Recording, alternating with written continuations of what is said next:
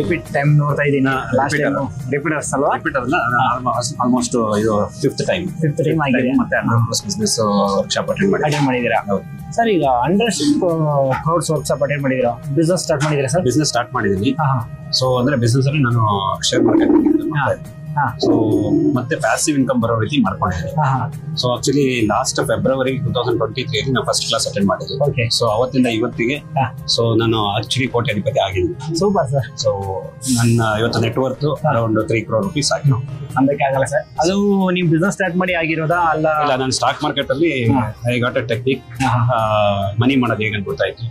So ಆಮೇಲೆ ನಾನು ಮೊದಲು ರಿಸೋರ್ಸ್ ನ ಯೂಸ್ ಮಾಡ್ತಾ ಇರ್ಲಿಲ್ಲ, ಬರೀ ಒಂದು ಇನ್ಕಮ್ ನಂಬ್ಕೊಂಡಷ್ಟೇ ಅನುಕೂಲ ಮಾಡ್ತಾ ಇದ್ದೆ.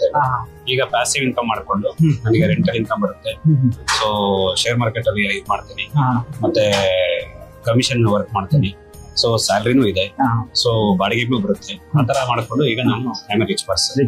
ಸರ್, ಈ ಇಷ್ಟು ನೀವು ಅಳವಡಿಸ್ಕೊಂಡಿದ್ದೀರಲ್ವಾ, ಈ ಮನೀಸ್ ಹ್ಯಾಪಿನೆಸ್ ಬಂದ್ಮೇಲೆ ಫ್ರಾಂಕ್ಲಿ ಹೇಳ್ಬೇಕಂದ್ರೆ February 2023 is my first class. Okay. So ಅದಾದ್ಮೇಲೆ ನಾನೊಂದು 1 ವರ್ಷದಲ್ಲಿ ಇಷ್ಟು ಚೇಂಜಸ್ ನಿಮ್ಮ ಲೈಫ್ ಬದಲಾವಣೆ ಆಗಿದೆ ಈ ಕ್ಲಾಸ್ ಬಂದ್ಮೇಲೆ. ಈಗ ಬ್ರಹ್ಮಾಸ್ತ್ರ 360 ಡಿಗ್ರಿ ಹೆಲ್ತ್ ಕಿಟ್ ಇದೆಲ್ಲ ಬುಕ್ಸ್ ಇದೆಲ್ಲ ಕಂಪ್ಲೀಟ್ ಎಲ್ಲ ನನ್ನ ಹತ್ರ ಇದೆ. ಪ್ರತಿ ದಿವಸ 369 ಪ್ರತಿ ದಿವಸ ಮಿಸ್ ಮಾಡಿದೆ.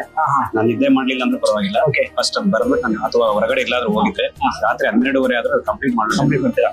ನನ್ನ ದಿನಚರಿ ಹೆಂಗಿದೆ, ಬೆಳಗ್ಗೆ 4 ಗಂಟೆಗೆ ಇದ್ರೆ ಫಸ್ಟ್ 3 times ಬರೀತೀನಿ, ಆಮೇಲೆ ಮಧ್ಯಾಹ್ನ ಬರೀತೀನಿ, ಮತ್ತೆ ನೈಟ್ ಅಟ್ ಎನಿ ಕಾಸ್ಟ್ ಬರ್ಬಿಟ್ಟೆ ನಾನು 360 ಡಿಗ್ರಿ ಬುಕ್ಸ್ ಇದೆಯಲ್ಲ ಸರ್, ಅದ್ರಲ್ಲಿ ಏನ್ ನಾಲೆಜ್ ತಗೊಂತಿದ್ದೀರಾ ಸರ್? 360 ಡಿಗ್ರಿಯಲ್ಲಿ ಅದರಲ್ಲಿ ಬಂದು ನಾವು ವಿಶ್ವದ ಶ್ರೀಮಂತರ ಪಟ್ಟಿ ಲೀಸ್ಟ್ ಮಾಡ್ತಾ ಇದ್ದಾಗ every month once in 3 month actually ಅದು every once in 3 month changes ಆಗ್ತಾ ಇರ್ತೈತೆ.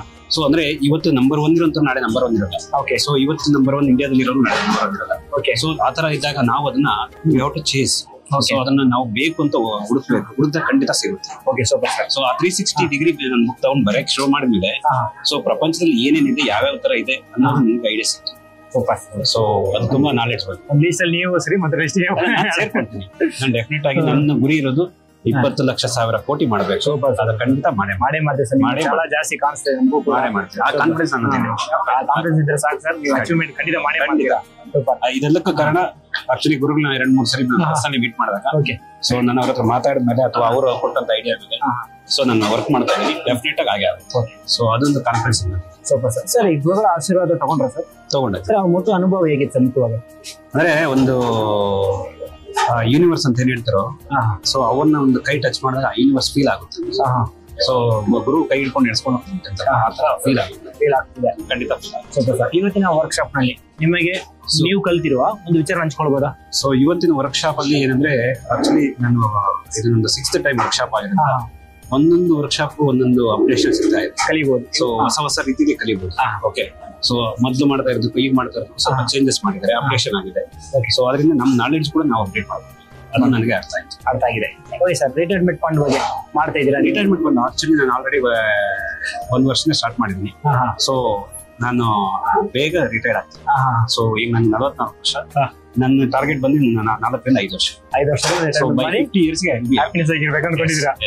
Super sir. 50 years ಗೆ ನನ್ನ ಹತ್ರ ಮಿನಿಮಮ್ ಏನಿಲ್ಲ ಅಂದ್ರೆ 20 ಕೋಟಿ ಮಾಡ್ತೀನಿ ರಿಟೈರ್ಮೆಂಟ್ ಫಂಡ್.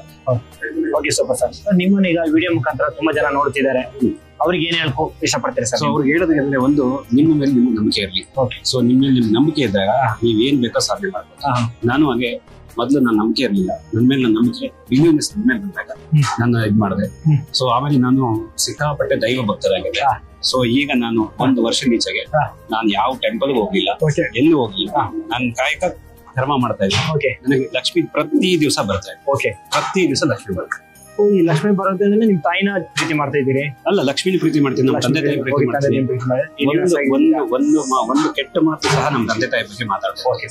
ಸೊ ಅವ್ರು ನಮ್ ಜನ್ಮ ಕೊಡ್ತಾರೆ, ಅವ್ರು ಏನೇ ಬಯಸಿದ್ರು ನಾವು ಅವ್ರ ಬಗ್ಗೆ ಕೆಟ್ಟದಾಗ ಮಾತಾಡ್ತೀವಿ. ಸೊ ಆತರ ಮಾಡಿದಾಗ ಆಟೋಮೆಟಿಕ್ ಆಗಿ ಬರುತ್ತೆ. ಸೊ ಗುರುಗಳು ಹೇಳಿದ ಮೇಲೆ ನಾನು 1 ವರ್ಷದ ಈಚೆಗೆ ನಮ್ಮ ತಂದೆ ತಾಯಿ ಪ್ರತಿ ತಿಂಗಳು ಅಮೌಂಟ್ ಕೊಡೋದಕ್ಕಾಗಲಿ ಅಥವಾ ಅವ್ರು ಹೇಳಿದ್ರೆ ಪಾಲಿಸ ಮಾಡೋದಕ್ಕಾಗಲಿ ಮಾಡಿದ್ಮೇಲೆ ಅದು ಆಟೋಮೆಟಿಕ್ ಚೇಂಜಸ್ ಆಗ್ತದೆ. ಸರ್, ಇವತ್ತಿನ ವರ್ಕ್ಶಾಪ್ ನಿಮಗೆ ಖುಷಿ ಕೊಟ್ಟಿದೆಯಾ? ಇಲ್ಲ ಯೂಸ್ಫುಲ್. ಸೂಪರ್. ಸೊ ನಮಗೆ ಅಪ್ಡೇಷನ್ ಆಕ್ಚುಲಿ ಇದೇನಂದ್ರೆ ನಾನು 6th ಟೈಮ್ ಯಾಕೆ ಬರ್ತಾ ಇದ್ದೇನೆ. ಸೊ ನಾವು ಪ್ರತಿ ಒಂದೊಂದು ಟೈಮ್ ಬಂದಾಗ ನಾವು ಆ ಒಂದು ಪಾಸಿಟಿವ್ನೆಸ್ ತಗೊಂಡೋಗಿ ನಮ್ಮ ಫೀಲ್ಡ್ ಅಲ್ಲಿ ಅಡಾಪ್ಟ್ ಮಾಡ್ಕೊಂಡಾಗ ಡೆಫಿನೆಟ್ ಆಗಿ ಇದು ಇಂಪ್ರೂವ್ ಆಗುತ್ತೆ. ಸೊ ಆ ಒಂದು ಪಾಸಿಟಿವ್ನೆಸ್ ಬೇಕು. ಸೊ ಅದರಿಂದಾಗಿ ಬರ್ತಾರೆ. Okay super. ಇವತ್ತಿನ ವರ್ಕ್ಶಾಪ್ ನಿಮ್ಗೆ ಖುಷಿ ಕೊಟ್ಟಿದೆ ಇಲ್ಲ ಬೋರ್ ಅನ್ಸಿದೆ ಸರ್? ಖಂಡಿತ ಖುಷಿ ಕೊಟ್ಟಿದೆ, ತುಂಬಾ ಖುಷಿ ಕೊಟ್ಟಿದೆ, ಖಂಡಿತ ಖುಷಿ. ಸೊ ಅವ್ರು ನೋಡ್ತಾ ಅವ್ರ ಮುಂದೆ ಮಾತಾಡ್ತಾ ಇರೋದೇ ಖುಷಿ. Super sir, thank you sir. ಇವತ್ತಿನಿಂದ ನೀವು ಬಡವರ ಅಲ್ಲ ಕೋಟ್ಯಾಧಿಪತಿಗಳ? ನಾನು ಯಾವತ್ತೂ ಕೋಟ್ಯಾಧಿಪತಿ. I am not poor person, I am rich person. Super sir. ಅಹಂ ಬ್ರಹ್ಮರ್ಷಿ ಸರ್, ಮತ್ತೆ ಸಿಗೋಣ 100 ಕೋಟಿ ವರ್ಕ್ಶಾಪ್ ನಲ್ಲಿ. ಥ್ಯಾಂಕ್ ಯು ಅಲ್ಲಿವರೆಗೆ. ಹಾಗೆ ಗುರುಗಳ ಒಂದು ವಿಶ್ವ ಇದೆ ನಿಮ್ಗೆ. ಒಂದಿತ್ತು ಬಂದಿರೋ ಕರೆಕ್ಟ್ ಆಗಿದೆ. ಸೃಷ್ಟಿಕರ್ತ ನೀವೇ. ಓಕೆ. ನಿಮಗೆ ಅಸಾಧ್ಯವಾದ ಈ ಪ್ರಪಂಚದ ಯಾವುದೂ ಇಲ್ಲ. ಧೈರ್ಯದಿಂದ ಮುನ್ನುಗ್ಗಿ ಚರಿತ್ರೆ ಪುಟಗಳಲ್ಲಿ ಒಂದಾಗುವುದು ದೊಡ್ಡ ವ್ಯಕ್ತಿ ನೀವು ಆಗ್ತೀರಿ. ವಿಶ್ವ ನಿಮ್ಮ ಜೊತೆ ಇದೆ. ನೀವು ಆಗರದ ಶ್ರೀಮಂತ. ಹಣ, ಆಸ್ತಿ, ಐಶ್ವರ್ಯಗಳು ಇನ್ನು ಮುಂದೆ ನಿಮ್ಮ ಬದುಕಿನಲ್ಲಿ ಹೆಚ್ಚೆಚ್ಚು ಬರುತ್ತವೆ. ತಿಳುವಳಿಕೆ ಪುಟ ವಿಶ್ವಕ್ರಿಯೆಗಳನ್ನು ಮಾಡಿ.